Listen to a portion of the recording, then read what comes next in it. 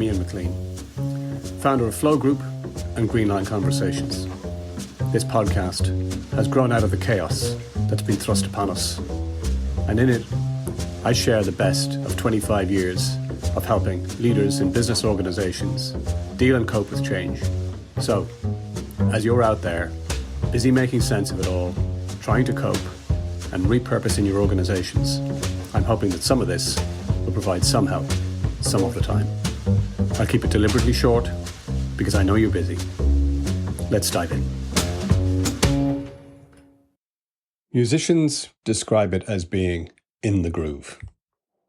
Sports people say that they feel in the zone. Scientists, they call it optimal experience. Mihai Csikszentmihalyi simply described it as being in flow. Sadly, the author, who wrote the seminal work on happiness called Flow, passed away on the 20th of October, and I'm dedicating this episode to his memory, but also to the idea of flow and its role in leadership, particularly in chaos. The good thing about this episode and the whole idea of flow is that we are all experts in it because we've all had the experience many, many times in our lives. So it's highly relatable. And the question for this episode really is, how do we turn something that we know ourselves and we've experienced ourselves as leaders, turn it to our advantage so that we can improve motivation, improve engagement levels, improve the experience of working, and ultimately produce better results for ourselves and our teams. Let's get started. To reiterate some old ground, the whole idea of the leader and the role of the leader is one of contribution. And the leadership's contribution is, by definition, to get better results through other people. And in order to do that, it's manifested in how we impact other people, not how we think about ourselves. And to quote one psychologist in their reference to leadership and their impact on other people, we should be leaving our people in at least as good an emotional state as the one in which we found them. Obviously, leadership is about far more than that. And great leaders have an impact that affects people emotionally in a way that is not just about good enough, but actually leads them and creates conditions where they're able to access peak performance more regularly and more frequently. And if we can do that for ourselves and we can do that for others, that really is ultimately what leadership is about. Csikszentmihalyi, or Mike as he was known to his friends, spent decades researching and understanding what lay behind this state, which he labeled as flow. And he found that globally, this was a common human experience that was dealt with by people from tribes in Africa and Amazon, all the way through to stage performers and artists, musicians, all the way through, again, to captains of industry and business leaders. It's a common human experience, which, as I mentioned earlier, is one we can all relate to ourselves because we, even fleetingly, have experienced it many times. The flow state, which is also technically referred to as the state of optimal experience, has got four main characteristics or features. The first is we have a feeling when we're in the flow state of total absorption. Nothing else matters. We have this sense of deep concentration. The feeling we have is of effortless being. Our worries and cares are suspended and forgotten during the time. And we feel instead a sense of liberation, personal freedom. Our concern for self during the time of being in the state is completely gone. So we have this selflessness. And at the end of it, when it's all over, by contrast, we feel that we have a sense of greater self-enhancement. As well as being all of these things, time seems to stand still. We are so absorbed in the moment or in the now. It's a timeless experience. The second feature of the flow state is one of immense and intense concentration. And this is usually down to two things. The reason we're able to concentrate so intensely is because it's very clear what the goal is. And the second thing, which underpins or allies with that, is that we get constant ongoing feedback in the moment as to how we're doing. This could be something as simple as trying to play the piano, where it's very clear what we're trying to accomplish. And with every note that we play, we know whether we're on track or off track. It's the same for playing tennis, a round of golf, or performing a task, which is challenging for us, but we're getting feedback in the moment. The third feature of being in a flow state is that it allows us to exert control. So we feel that, for better or worse, depending on the feedback we're getting, at least we're managing and we're in control of what it is that we're doing, which in turn gives us a sense of power or being empowered. Not in the bumper sticker that you see in organizations sense, or not in the egotistical sense of power, but more there's a sense of personal capability or ability that we're able to demonstrate and exert.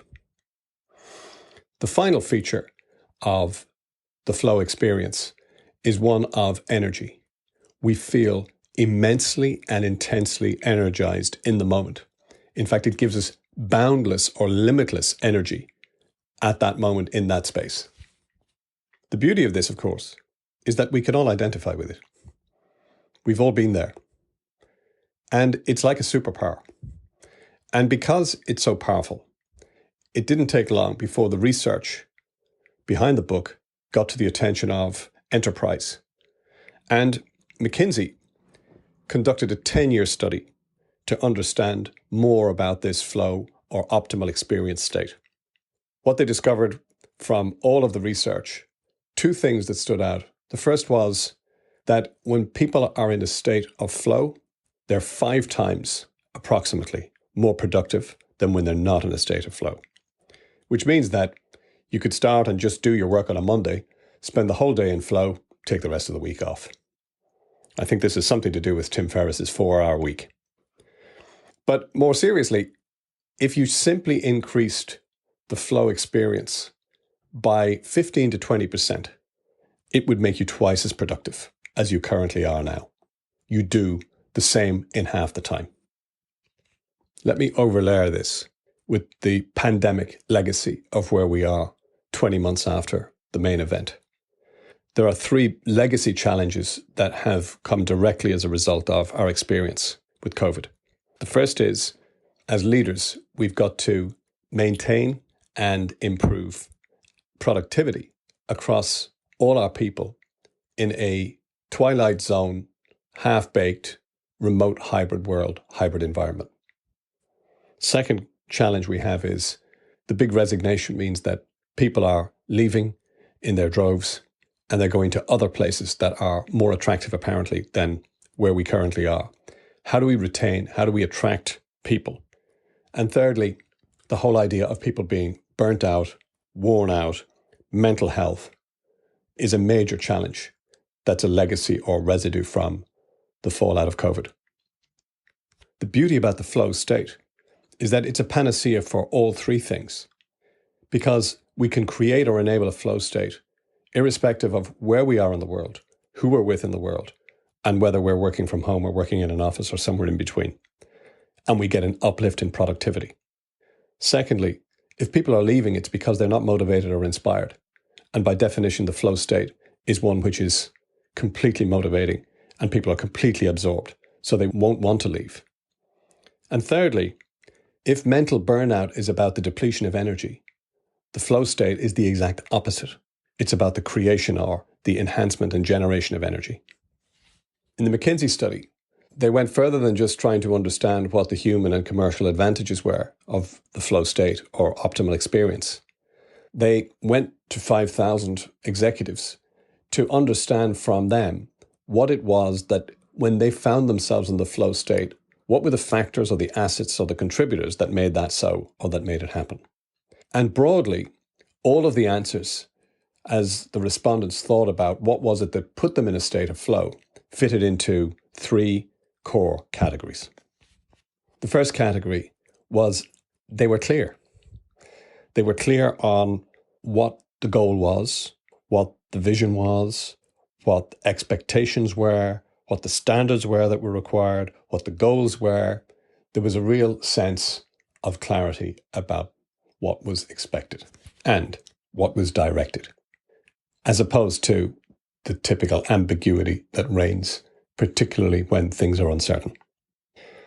The second category surrounded the idea of the quality of interactions that people were involved with. So they were surrounded by people where there was high level of trust, there was a sense of respect of one another, there was a lot of talk about oneness or togetherness, where there's a feeling that we are all in this together. People felt safe psychologically in the environment to speak up, share their truth, safe to take risks and fail without reprimand within certain contexts and parameters that were clear, back to the clarity piece. And the third category of conditions that enabled people to feel the sense of being in flow was around the sense of meaning, that there was something more involved in what they were doing than just turning up to work to draw a paycheck. There was something where perhaps there was high stakes involved, or there was a challenge that they needed to raise their game to meet, and this was exciting. And this isn't in the meaning connected to we need to save the world purpose thing.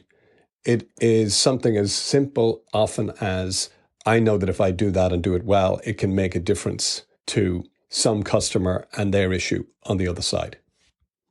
So recapping on those three qualities or categories, is it as a leader within our gift to create the clarity necessary for people, and at the same time to enable a culture to happen where people feel safe and can interact with one another in a way where the quality is high?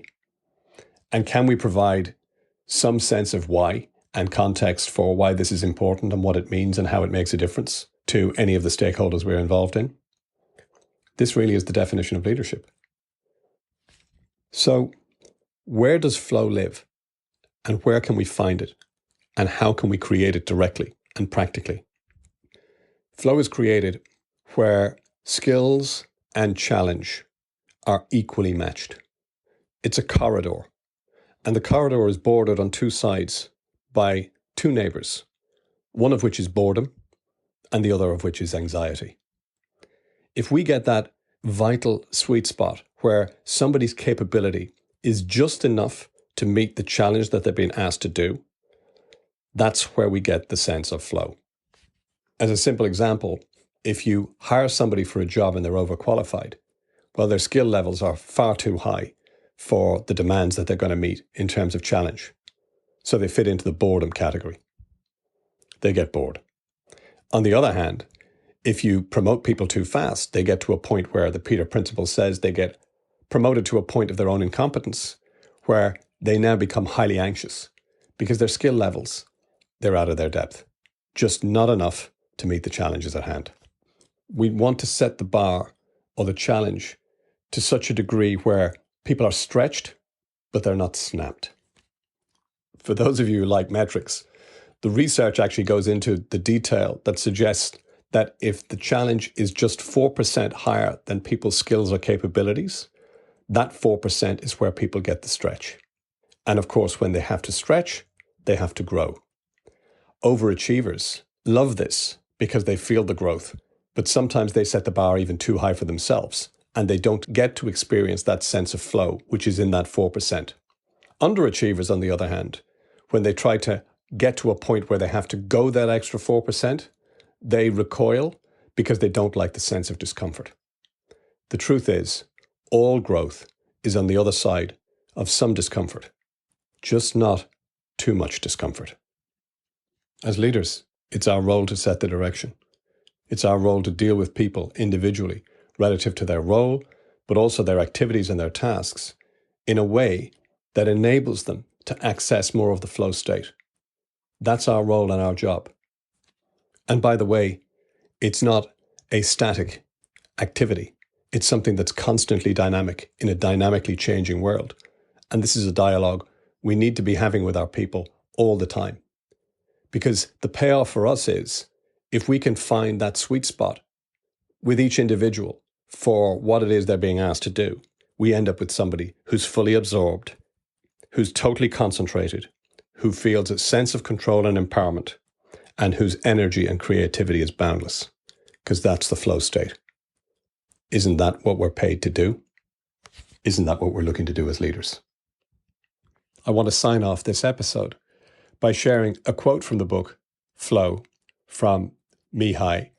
And there were so many that could be taken out that I just selected this one simple one to sign off today. It goes as follows. The best moments in our lives are not the passive, receptive, relaxing times, although such experiences can also be enjoyable if we've worked hard to attain them. The best moments usually occur when a person's body or mind is stretched to its limits in a voluntary effort to accomplish something difficult and worthwhile. Optimal experience is thus something we make happen. For a child, it could be placing, with trembling fingers, the last block on a tower she has built, higher than any she has built so far. For a swimmer, it could be trying to beat his own record. For a violinist, mastering an intricate musical passage. For each person, there are thousands of opportunities, challenges to expand ourselves. I hope you've enjoyed the episode. In the meantime, stay sane, stay safe, stay connected, and may the flow be with you.